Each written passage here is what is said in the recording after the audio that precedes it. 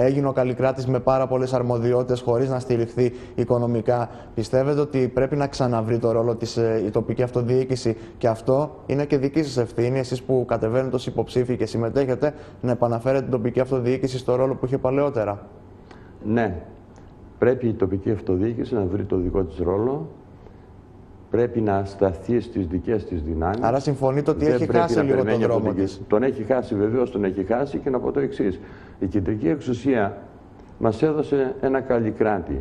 Ο Καλλικράτης όμως έχει ελλείψεις ως προς τα άρθρα του, και βέβαια γι' αυτό λέμε πολλές φορές, ας δει λοιπόν αυτή η κεντρική εξουσία το δικό της έργο και εμείς ας κάνουμε το δικό μας έργο. Ας μας αφήσουν ήσυχος και ας μας δώσουν εκείνο που πρέπει. Δηλαδή, ολοκληρωμένο έναν Καλλικράτη, για να μπορέσουμε εμείς να λειτουργήσουμε καλύτερα.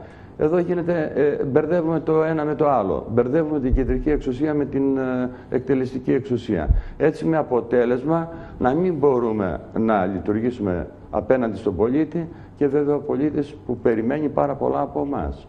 Μάλιστα.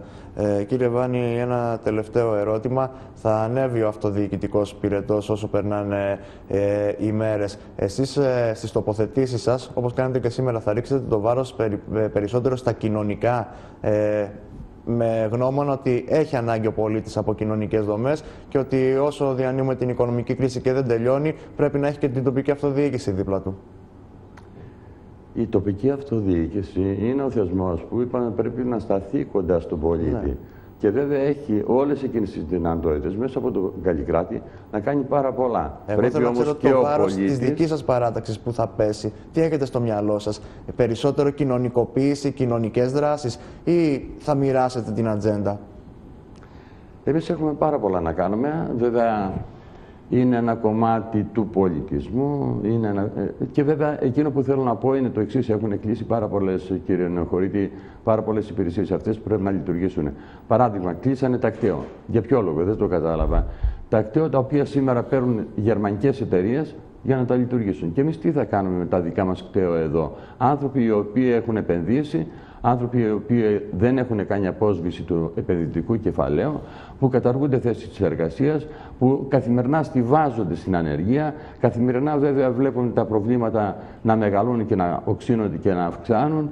Αυτά όμως είναι ζητήματα λοιπόν για μια κοινωνία που σήμερα ψάχνεται πραγματικά να βρει λύση στα προβλήματά του μέσα από όλες αυτές τις οικονομικές επιβαρύνσεις τις οποίες έχει. Αυτό είναι ένα μεγάλο ζήτημα. Η ανεργία, ο πληθωρισμός, η ανέχεια. Έτσι φτάσαμε λοιπόν να ταπεινωθούμε μπροστά σε όλα αυτά τα μέτρα τα οποία παίρνει η κεντρική εξουσία.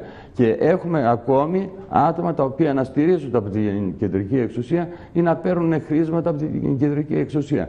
Δεν το κατάλαβα γιατί. Υπάρχουν οι τοπικοί άρχοντες. Υπάρχουν πολλά θέματα τα οποία μπορεί να προχωρήσουμε. Μέσα εδώ μπορούμε να αναπτύξουμε, να δημιουργήσουμε ανάπτυξη με θέσεις εργασίας. Μέσα από τον τουρισμό, μέσα από τον πολιτισμό, μέσα από τη γεωργία, η οποία μας ενδιαφέρει και αυτή. Σταμάτησε η οικοδομή. Τα επαγγέλματα λοιπόν δεν λειτουργεί πουθενά και τίποτα. Φέτος με τα νέα φορολογικά μέτρα του 2014 καταστρέφονται οι καταστηματάρχες. Δεν θα μπορέσουν να αντέξουν. Και εκείνο που θέλω να πω, κύριε Νεοχωρίτη, δεν σκεφτόμαστε να πάμε το μετρό στη Σύνδο, αλλά σκεφτόμαστε λοιπόν να δώσουμε χρήματα, να τελειώσουμε αυτό το μετρό, να ανοίξουμε θέσεις εργασίας, να ρίξουμε τις λαμαρίνες, να δουλέψουν τα μαγαζιά, λοιπόν, να δημιουργήσουμε καλύτερο κυκλοφοριακό μες στην πόλη, που είναι και αυτό ένα σημαντικό ζήτημα, να απαλλαχτούμε από το κυκλοφοριακό, την επιβάρηση της ρύπανσης και πολλά άλλα ζητήματα, την ταλαιπωρία, το κόστος μεταφοράς και όλα αυτά εδώ. Είναι ζητήματα μιας κοινωνίας τοπικής αυτοδιοίκησης. Θα έχουμε την ευκαιρία,